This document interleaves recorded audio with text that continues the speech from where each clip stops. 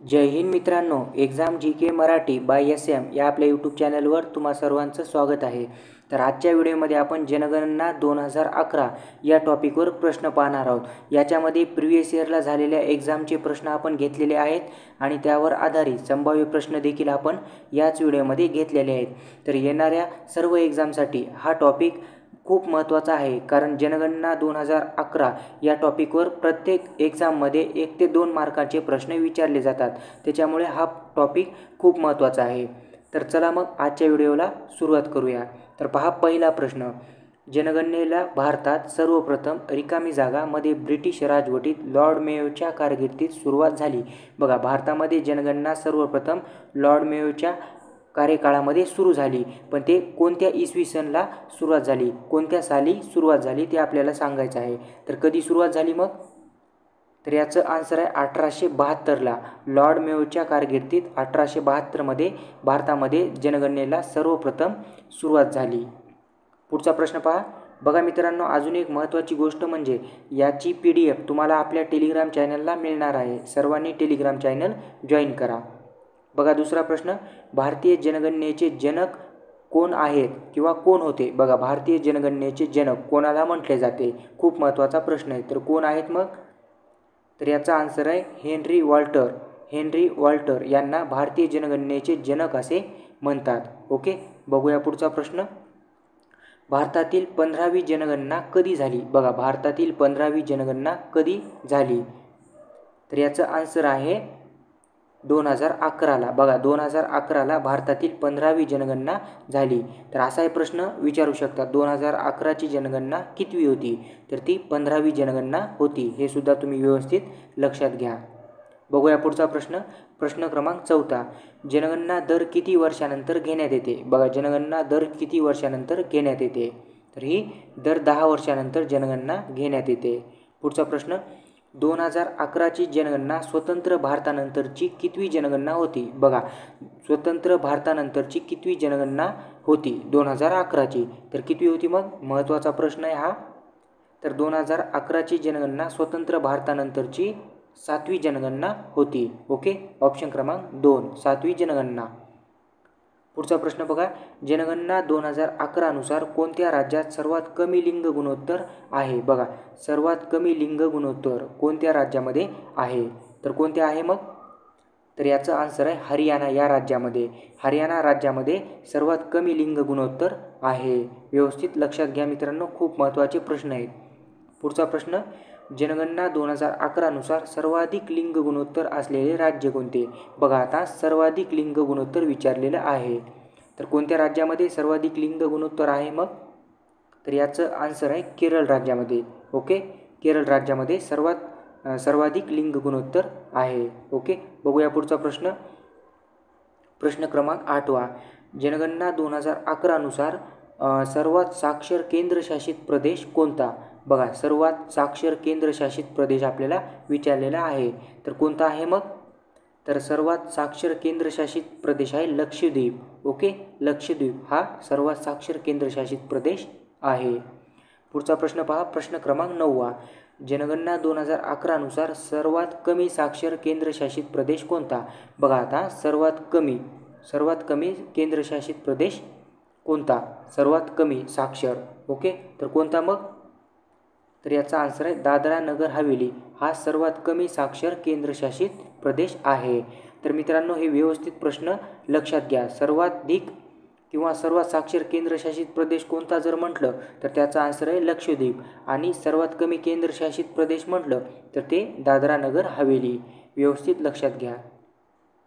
पुढचा प्रश्न पाहूया, प्रश्न क्रमांक 10, जनगणना 2011 नुसार सर्वाधिक साक्षरता दर असलेले राज्य कोणते? बघा, आता सर्वाधिक साक्षरता दर असलेले राज्य तर कोणते आहे मग? तर याचं आन्सर आहे केरळ राज्य आहे। केरळ राज्यामध्ये सर्वाधिक साक्षरता दर होता 2011च्या जनगणनेनुसार। बघूया पुढचा प्रश्न, जनगणना 2011 नुसार सर्वात कमी साक्षरता दर असलेले राज्य कोणते? बघा, आता सर्वात कमी साक्षरता दर असलेले राज्य विचारलेले आहे। तर कोणते मग? तर सर्वात कमी साक्षरता दर असलेले राज्य आहे बिहार। पुढचा प्रश्न, प्रश्न क्रमांक 12, जनगणना 2011 नुसार सर्वाधिक लोकसंख्या असलेले राज्य कोणते? बघा मित्रांनो, सर्वाधिक लोकसंख्या असलेले राज्य तर कोणते आहे मग? तर याचं आन्सर आहे उत्तर प्रदेश. उत्तर प्रदेशची लोकसंख्या 2011च्या जनगणनेनुसार सर्वाधिक आहे. पुढचा प्रश्न, प्रश्न क्रमांक 13वा. जनगणना 2011 नुसार भारतात महाराष्ट्राचा लोकसंख्येच्या बाबतीत कितवा क्रमांक लागतो? बघा, आपल्या महाराष्ट्राचा लोकसंख्येच्या बाबतीमध्ये कितवा क्रमांक लागतो 2011च्या जनगणनेनुसार? तर कितवा क्रमांक लागतो मग? तर आपल्या महाराष्ट्राचा दुसरा क्रमांक लागतो. पहिल्या क्रमांकावर कोण आहे? तर उत्तर प्रदेश आहे. हे सुद्धा व्यवस्थित लक्षात घ्या. पुढचा प्रश्न, प्रश्न क्रमांक 14वा. जनगणना 2011 नुसार सर्वात कमी लोकसंख्या असलेले राज्य कोणते? बघा, आता सर्वात कमी लोकसंख्या असलेले राज्य विचारलेलं आहे. तर कोणते आहे मग? तर त्या राज्याचं नाव आहे सिक्कीम. सिक्कीम राज्याची लोकसंख्या 2011च्या जनगणनेनुसार सर्वात कमी लोकसंख्या आहे. पुढचा प्रश्न पहा, प्रश्न क्रमांक 15वा. खालीलपैकी जनगणना 2011 नुसार कोणत्या राज्यात लोकसंख्या वाढीचा दर सर्वाधिक आहे? बघा, 2011च्या जनगणनेनुसार लोकसंख्या वाढीचा दर सर्वाधिक असा प्रश्न कोणत्या राज्यामध्ये आहे विचारलेला आहे. तर कोणत्या राज्यामध्ये आहे मग? तर याचा आन्सर आहे मेघालय राज्यामध्ये. ओके, मेघालय राज्यामध्ये लोकसंख्या वाढीचा दर सर्वाधिक आहे. पुढचा प्रश्न, प्रश्न क्रमांक 16वा. जनगणना 2011 नुसार कोणत्या राज्यात लोकसंख्या वाढीचा दर सर्वात कमी आहे? बघा, आता लोकसंख्या वाढीचा दर सर्वात कमी असा प्रश्न विचारलेला आहे. तर सर्वात कमी मग लोकसंख्या वाढीचा दर कोणत्या राज्यामध्ये आहे? तर याचं आन्सर आहे केरळ राज्यामध्ये आहे. बघा, सर्वाधिक लोकसंख्या वाढीचा दर मेघालय राज्यामध्ये आणि सर्वात कमी लोकसंख्या वाढीचा दर केरळ राज्यामध्ये. ओके, बघूया पुढचा प्रश्न. जनगणना 2011 नुसार महाराष्ट्रात सर्वात जास्त लोकसंख्या असलेला जिल्हा कोणता? बघा, आता महाराष्ट्रामध्ये सर्वात जास्त लोकसंख्या असलेला जिल्हा विचारलेला आहे. तर कोणता आहे मग? तर तो आहे ठाणे जिल्हा. ओके, 2011च्या जनगणनेनुसार महाराष्ट्रातील सर्वात जास्त लोकसंख्या असलेला जिल्हा आहे ठाणे जिल्हा. पुढचा प्रश्न पहा, प्रश्न क्रमांक 18वा. तर मित्रांनो, ह्या 18व्या प्रश्नामध्ये थोडीशी मिस्टेक झालेली आहे. तर हा जो प्रश्न आहे, तर हा प्रश्न कसा आहे?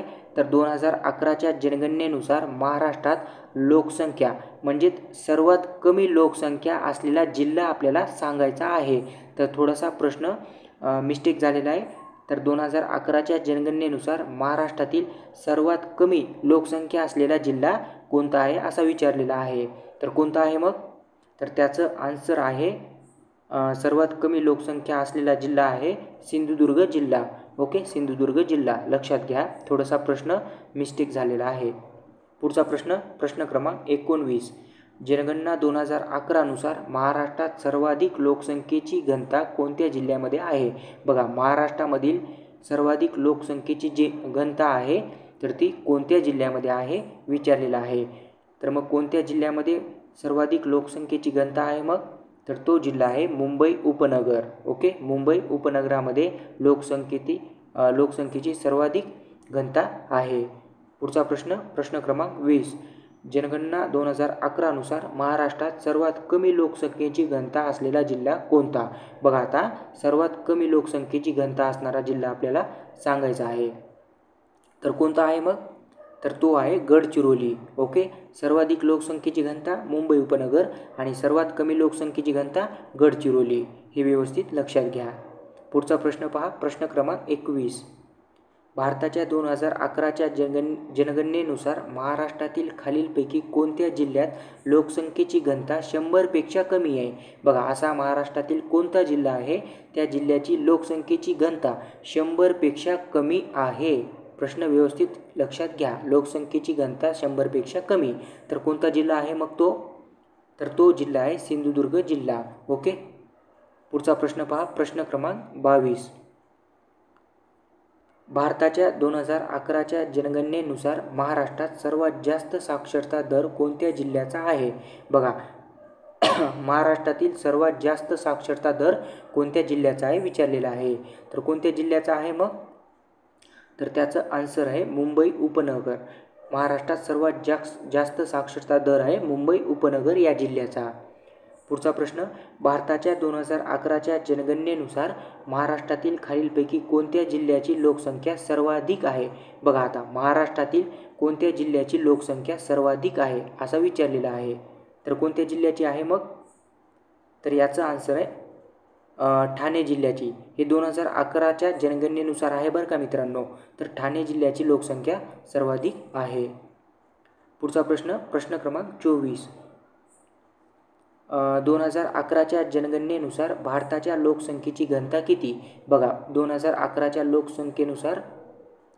जनगणनेनुसार भारताच्या लोकसंख्येची घनता विचारलेली आहे. तर किती आहे मग भारताच्या लोकसंख्येची घनता? तर याचं बरोबर आन्सर आहे 382 प्रतिवर्ग किलोमीटर. ओके, 382 प्रतिवर्ग किलोमीटर इतकी भारताच्या लोकसंख्येची घनता आहे. पुढचा प्रश्न पहा, प्रश्न क्रमांक 25. भारताच्या 2011च्या जनगणनेप्रमाणे महाराष्ट्राच्या खालीलपैकी कोणत्या जिल्ह्यात सर्वात कमी विचारले बरं का, सर्वात कमी स्त्री पुरुष गुणोत्तर आहे? बघा जनगणना 2011 नुसार महाराष्ट्रातील असा कोणता जिल्हा आहे? तर त्या जिल्ह्यामध्ये सर्वात कमी स्त्री पुरुष गुणोत्तर आहे. तर कोणता जिल्हा आहे मग तो? तर तो जिल्हा आहे मुंबई शहर. ओके, मुंबई जिल्हा आहे. ओके. पुढचा प्रश्न पहा, 2011च्या जनगणनेनुसार भारताच्या लोकसंख्येची दशकीय वाढ किती होती? बघा लोकसंख्येची दशकीय वाढ किती होती किंवा किती टक्के होती? तर किती होती मग? तर याचं योग्य आन्सर आहे 17.64% इतकी भारताच्या लोकसंख्येची दशकीय वाढ होती. पुढचा प्रश्न पहा, प्रश्न क्रमांक 27. भारताच्या 2011च्या जनगणनेनुसार महाराष्ट्रातील रिकामी जागा या जिल्ह्यातील किशोरवयीन मुलामुलींची संख्या सर्वात कमी होती. बघा 2011च्या जनगणनेनुसार महाराष्ट्रातील असा कोणता जिल्हा आहे? तर त्या जिल्ह्यामध्ये किशोरवयीन मुलामुलींची संख्या सर्वात कमी होती. तर कोणताही जिल्हा मग तो? तर त्या जिल्ह्याचं नाव आहे मुंबई शहर. ओके, मुंबई शहर. पुढचा प्रश्न पहा, प्रश्न क्रमांक 28. भारताच्या 2011च्या जनगणनेनुसार महाराष्ट्रातील बाल लिंग गुणोत्तर रिकामी जागा मुली प्रति 1000 मुले आहेत. तर किती आहेत मग? तर याचं योग्य आन्सर आहे 894. ओके, 894 प्रति 1000 मुले इतके महाराष्ट्रातील बाल लिंग गुणोत्तर आहे. व्यवस्थित लक्षात घ्या, महत्त्वाचा प्रश्न होता हा. पाहूया पुढचा प्रश्न, प्रश्न क्रमांक 29. भारताच्या 2011च्या जनगणनेनुसार महाराष्ट्रातील महिलांच्या लोकसंख्येतील साक्षरता दर 2011 मध्ये रिकामी जागा इतका होता. बघा महाराष्ट्रातील महिलांच्या लोकसंख्येतील साक्षरता दर 2011 मध्ये किती टक्के होता? तर किती होता मग? तर याचं आन्सर आहे 75.9%. 75.9% इतका महाराष्ट्रातील महिलांच्या लोकसंख्येतील साक्षरता दर 75.9% इतका होता. पुढचा प्रश्न पहा, प्रश्न क्रमांक 30. भारताच्या 2011च्या जनगणनेनुसार अखिल भारतीय स्तरावर साक्षरतेत महाराष्ट्र रिकामी जागा स्थानावर आहे. बघा अखिल भारतीय स्तरावर किंवा साक्षरतेमध्ये महाराष्ट्र कितव्या स्थानावर आहे? तर कितव्या स्थानावर आहे मग? तर महाराष्ट्र हा 6व्या स्थानावर आहे. पुढचा प्रश्न पहा, भारताच्या 2011च्या जनगणनेनुसार भारताच्या एकूण लोकसंख्येपैकी किती लोक खेड्यामध्ये राहतात? खूप महत्त्वाचा प्रश्न आहे बघा. 2011च्या जनगणनेनुसार भारतातील एकूण लोकसंख्येपैकी किती लोक किंवा किती टक्के लोक खेड्यामध्ये राहतात?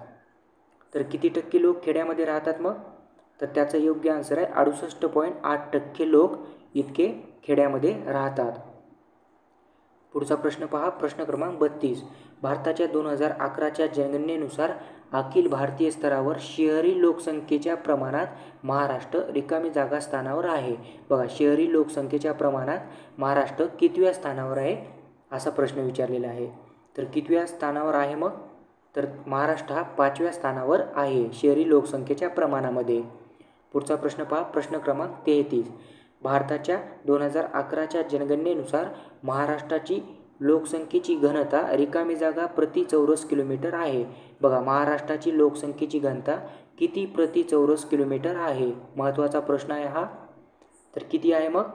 तर याचं योग्य आन्सर आहे ऑप्शन क्रमांक 4, 365 प्रति चौरस किलोमीटर इतकी महाराष्ट्राच्या लोकसंख्येची घनता आहे. ऑप्शन क्रमांक 4. पाहूया पुढचा प्रश्न. प्रश्न क्रमांक 34. भारताच्या 2011च्या जनगणनेनुसार महाराष्ट्रातील कोणत्या जिल्ह्यात सर्वात कमी स्त्री पुरुष प्रमाण आहे? बघा, महाराष्ट्रामधील असा कोणता जिल्हा आहे त्या जिल्ह्यामध्ये सर्वात कमी स्त्री पुरुष प्रमाण आहे? तर कोणता जिल्हा आहे मग तो? तर तो जिल्हा आहे मुंबई. मुंबई जिल्ह्यामध्ये सर्वात कमी स्त्री पुरुष प्रमाण आहे, मुंबई जिल्हा. पुढचा प्रश्न पहा. प्रश्न क्रमांक 35. भारतातील 2011च्या लोकसंख्येच्या जनगणनेनुसार महाराष्ट्रात कोणत्या जिल्ह्याचे लिंग गुणोत्तर सर्वाधिक आहे? बघा, जी 2011ची जनगणना झाली तर त्या जनगणनेनुसार महाराष्ट्रात कोणत्या जिल्ह्यामध्ये किंवा कोणत्या जिल्ह्याचे लिंग गुणोत्तर सर्वाधिक आहे असा प्रश्न विचारलेला आहे. तर काय असेल याचा आन्सर? तर याचं योग्य आन्सर आहे रत्नागिरी. रत्नागिरी या जिल्ह्याचे लिंग गुणोत्तर सर्वाधिक आहे. पुढचा प्रश्न पहा. प्रश्न क्रमांक 36. भारताच्या 2011च्या जनगणनेनुसार महाराष्ट्राचे लिंग गुणोत्तर रिकामी जागा आहे. बघा, आता महाराष्ट्राचे लिंग गुणोत्तर किती आहे असा प्रश्न विचारलेला आहे. खूप महत्त्वाचा हा प्रश्न आहे. तर किती आहे मग? तर याचं आन्सर आहे 929. ओके, महाराष्ट्राचे लिंग गुणोत्तर आहे 929. पुढचा प्रश्न पहा. प्रश्न क्रमांक 37. भारताच्या 2011च्या जनगणनेनुसार महाराष्ट्र हे भारतातील रिकामी जागा सर्वाधिक लोकसंख्या असलेले राज्य आहे. बघा, महाराष्ट्र हे कितवे राज्य सर्वाधिक लोकसंख्या असलेले आहे? तर लोकसंख्येनुसार महाराष्ट्राचा क्रमांक कितवा लागतो मग? तर याचं योग्य आन्सर आहे दुसरे राज्य आहे. पहिल्या क्रमांकावर कोण आहे मग? तर पहिल्या क्रमांकावर आहे UP, उत्तर प्रदेश हा पहिल्या क्रमांकावर आहे लोकसंख्येच्या बाबतीमध्ये, आणि दुसऱ्या क्रमांकावर आहे महाराष्ट्र राज्य. ओके, बघूया पुढचा प्रश्न. प्रश्न क्रमांक 38. 2011च्या जनगणनेनुसार भारताच्या लोकसंख्येपैकी जवळजवळ रिकामी जागा उत्तर प्रदेशाचा वाटा आहे. बघा, 2011च्या जनगणनेनुसार उत्तर प्रदेशचा वाटा किती टक्के आहे भारताच्या लोकसंख्येपैकी? बरं का, तर किती टक्के आहे मग? तर उत्तर प्रदेशचा वाटा आहे जवळपास 16% इतका. भारताच्या लोकसंख्येपैकी उत्तर प्रदेशचा वाटा आहे 16%. पुढचा प्रश्न पहा. प्रश्न क्रमांक 39. भारताच्या 2011च्या जनगणनेनुसार महाराष्ट्रातील खालीलपैकी कोणत्या जिल्ह्यात लोकसंख्येची घनता 1000पेक्षा अधिक आहे? व्हेरी इम्पॉर्टंट प्रश्न आहे बघा.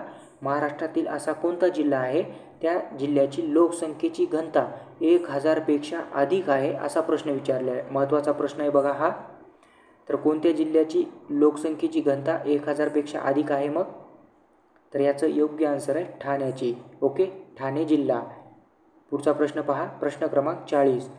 सर्वात कमी लिंग गुणोत्तर असलेले भारतीय राज्य कोणता आहे? बघा, सर्वात कमी लिंग गुणोत्तर असलेले भारतातील राज्य कोणते 2011च्या जनगणनेनुसार? तर कोणते आहे मग? तर याचं योग्य आन्सर आहे हरियाणा. बघा, हरियाणा या राज्याचे जनगणना 2011नुसार सर्वात कमी लिंग गुणोत्तर आहे हरियाणा राज्याचे. व्यवस्थित लक्षात घ्या. पुढचा प्रश्न पहा. प्रश्न क्रमांक 41. 2011पर्यंत भारतात किती जनगणना पूर्ण झाल्या आहेत? बघा, आता 2011पर्यंत भारतात किती जनगणना पूर्ण झाल्या आहेत? तर किती झाले आहेत मग? तर एकूण 15 जनगणना पूर्ण झालेल्या आहेत. 2011ची जनगणना 15वी जनगणना होती. पुढचा प्रश्न पहा. प्रश्न क्रमांक 42.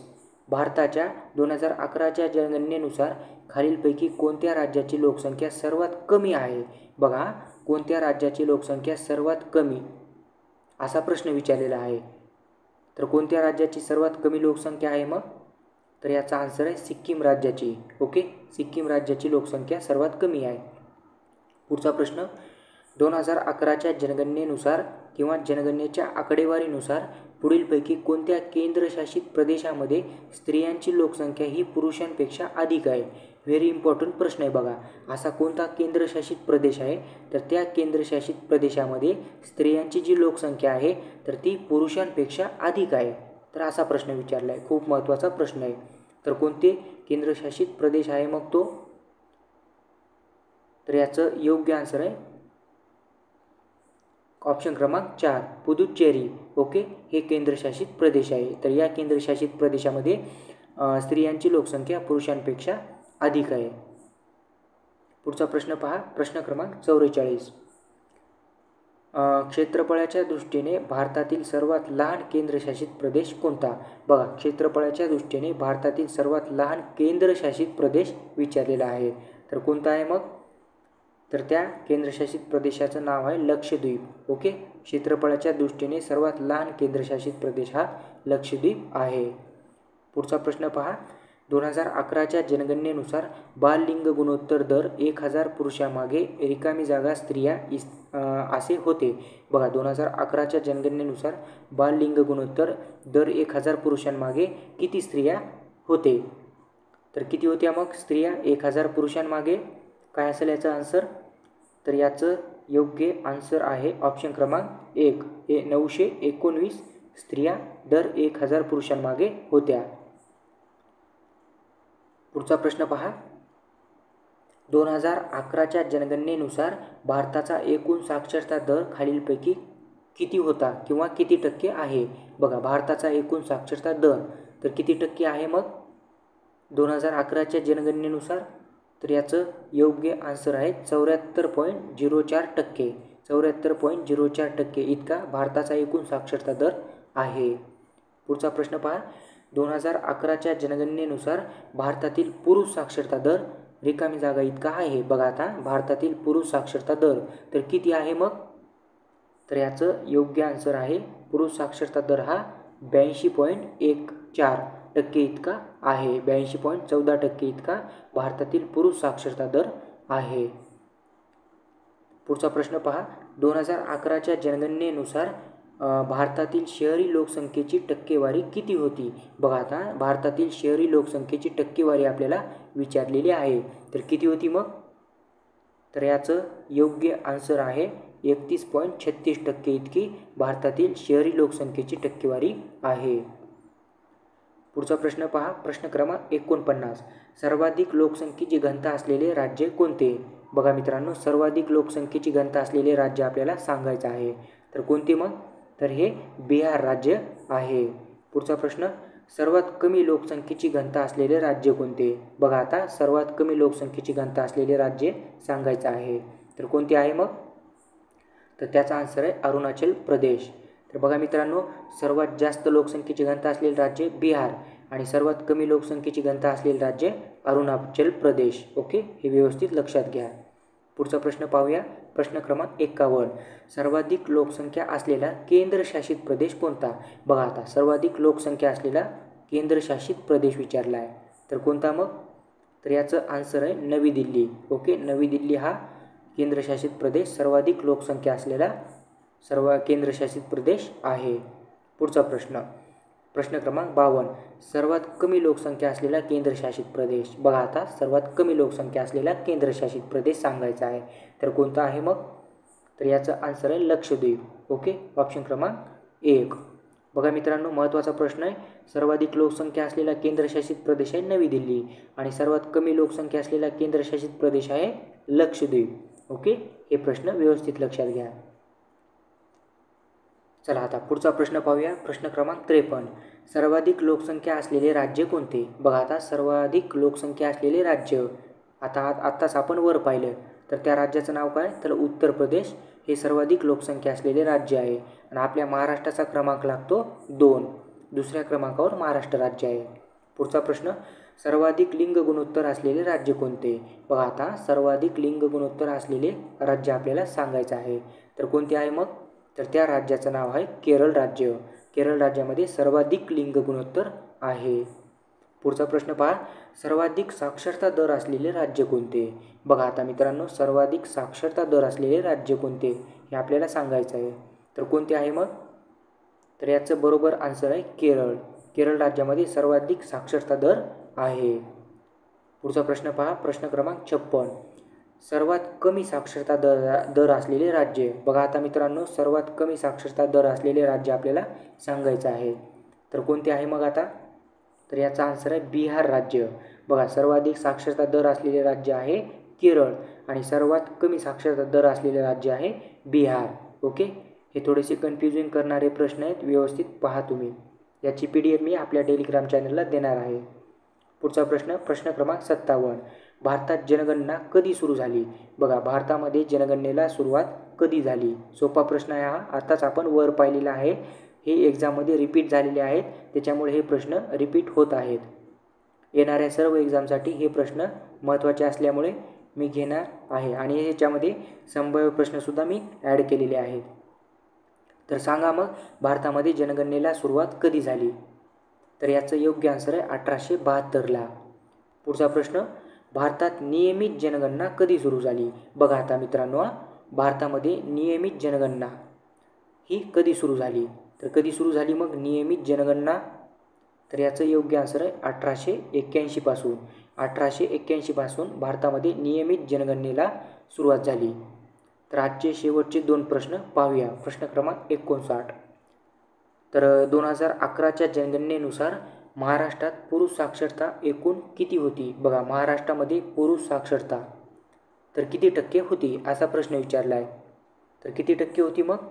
तर महाराष्ट्रामध्ये पुरुष साक्षरता दर होता 88.68%. 88.38%. ओके, ऑप्शन क्रमांक 4. आजचा शेवटचा प्रश्न पहा मित्रांनो.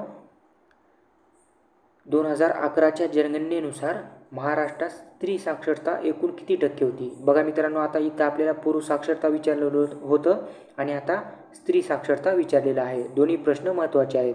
तर सांगा मग, महाराष्ट्रामध्ये 2011च्या जनगणनेनुसार स्त्री साक्षरता दर किती टक्के होता? आजचा शेवटचा प्रश्न. तर महाराष्ट्रामध्ये स्त्री साक्षरता दर होता 75.9%. ओके, ऑप्शन क्रमांक 1, 75.9%. तर पहा मित्रांनो, अशा प्रकारचे आपण जवळपास 60 प्रश्न घेतलेले आहेत. हे सर्व प्रश्न कोणत्या ना कोणत्या मागच्या एक्झामला आलेले आहेत आणि त्याच्यावर आधारित येणाऱ्या एक्झामसाठी महत्त्वाचे असणारे संभाव्य प्रश्नसुद्धा मी याच व्हिडिओमध्ये घेतलेले आहेत. जर व्हिडिओ तुम्हाला आवडत असेल तर आपल्या यूट्यूब चॅनलला सबस्क्राईब करा आणि आपलं चॅनलचे व्हिडिओ आपल्या मित्रांनासुद्धा शेअर करा. आणि महत्त्वाची गोष्ट म्हणजे प्रत्येक अपडेटसाठी, महत्त्वाच्या अपडेटसाठी आणि PDF साठी टेलिग्राम चॅनल जॉईन करा आणि आपले इंस्टाग्राम चॅनलसुद्धा आहे, ते सुद्धा फॉलो करा. ओके, थँक्यू, धन्यवाद.